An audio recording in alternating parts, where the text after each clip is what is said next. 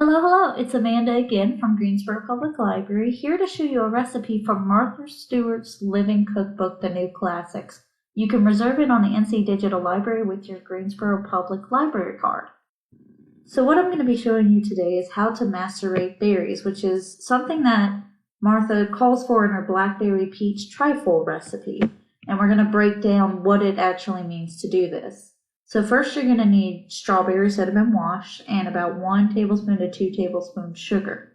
This is important because your ratio when doing this recipe is always 1 cup of fruit and 1 tablespoon of sugar.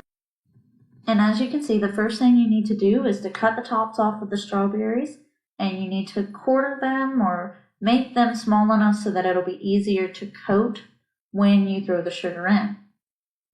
And that's the part that we're at, where you just dump it on in and you can take a spoon and toss it lightly. Not too hard, just enough to coat. Then you take your saran wrap and you cover it tightly, securing it around the entire bowl, and leave it at room temperature for 30 minutes.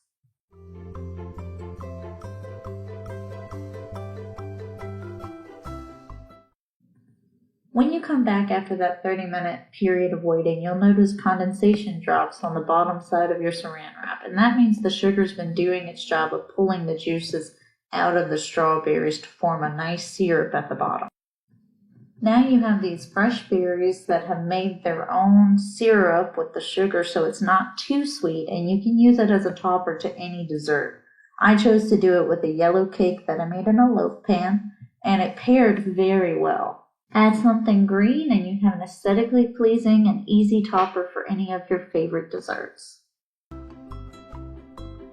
Thank you for joining me with Cooking with the NC Digital Library. I'll see you next time. Have a great day.